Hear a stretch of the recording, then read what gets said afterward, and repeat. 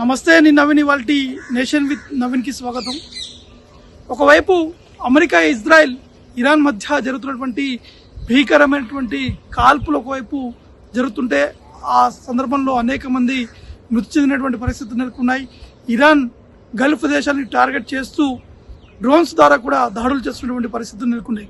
మరోవైపు అర్ధరాత్రి Pakistan ఆఫ్ఘనిస్తాన్పై air strike కూడా చేపట్టడం జరిగింది.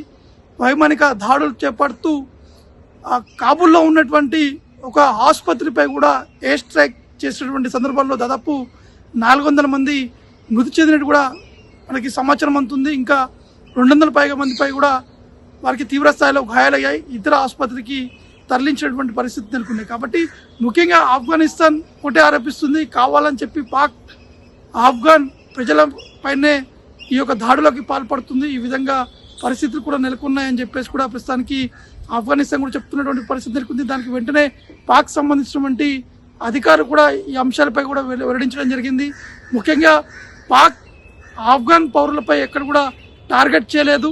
అక్కడ ఉన్నటువంటి ఎయిర్ బేస్ని టార్గెట్ చేస్తూ ఈ యొక్క దాడులు కూడా చేపట్టడం జరిగింది. కానీ అది మిస్ఫైర్ కావడంతో అక్కడ ఉన్నటువంటి ఆసుపత్రిపై ఈ యొక్క ఎయిర్ స్ట్రైక్ కూడా జరిగినట్టు కూడా వారు స్పష్టంగా ఒక ప్రకటన కూడా విడుదల కూడా చేసినటువంటి పరిస్థితి నెలకొంది. కాబట్టి పాక్ కవింపు చర్యలకి పాల్పడుతున్నటువంటి సందర్భాలకు నెలకొనే ఒకవైపు భారత్పై కూడా కొంత ఏలుబెట్టి చూసేటువంటి ప్రయత్నం కూడా చేశారు. దాన్ని భారత్ గట్టిగా తిప్పికొట్టేటువంటి ప్రయత్నాలు చేశారు. దెబ్బకి పాక్ ఒక్కసారిగా సైలెంట్ అయినటువంటి సందర్భాలకు నెలకొన్నాయి. కానీ ఆఫ్ఘనిస్తాన్, పాకిస్తాన్ మధ్య ఉన్నటువంటి సరిహద్దు సంబంధించినటువంటి వివాదం, దాంతోపాటు టెర్రర్ గ్రూప్ సంబంధించినటువంటి అంశాలు, మరోవైపు రాజకీయ అనుమానాలకు సంబంధించినటువంటి అంశాలపైనే ఈ రెండింటి మధ్య భీకరమైనటువంటి కాల్పులు కూడా గతంలో జరిగినటువంటి సందర్భాలకు నెలకొన్నాయి.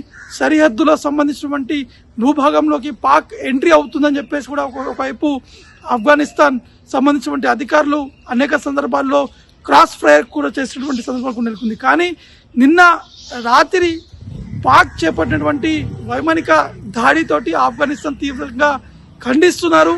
మరోవైపు భారత్ కూడా దీన్ని తీవ్రంగా ఖండించింది. ఈ విధంగా పాక్ వ్యవహరించడం ఇది సరికాదు.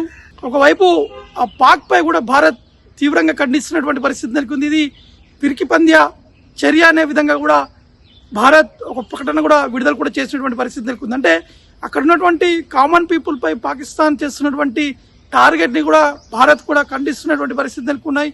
ఈ నేపథ్యంలోనే ఆఫ్ఘనిస్తాన్ ప్రభుత్వం కూడా ఇప్పుడు పాక్ని తిప్పి కొట్టేటువంటి ప్రయత్నాలు కూడా చేస్తున్నట్టు తెలుస్తుంది. ఎందుకంటే ఈ యొక్క ఎయిర్ స్ట్రైక్ వల్ల దాదాపు 400 మంది అక్కడ చికిత్స పొందుతున్నటువంటి వారి పేషెంట్లు అందరూ కూడా చనిపోవడం జరిగింది. మరొక 200 నుంచి 250 మందికి తీవ్ర స్థాయిలో గాయాలయ్యాయి. అంటే ఈ అక్కడ ఉన్నటువంటి ఆసుపత్రి దాదాపు 2000 బెడ్ల కలిగినటువంటి ఆసుపత్రి. అక్కడ డ్రగ్ అడిక్ట్ అయినటువంటి వారందరినీ కూడా చికిత్స కూడా అందిస్తారు. దాదాపు ఇంకా పేషెంట్ అక్కడ చికిత్స పొందుతున్నటువంటి సమయంలో ఈ యొక్క ఎయిర్ స్ట్రైక్ కూడా జరిగింది.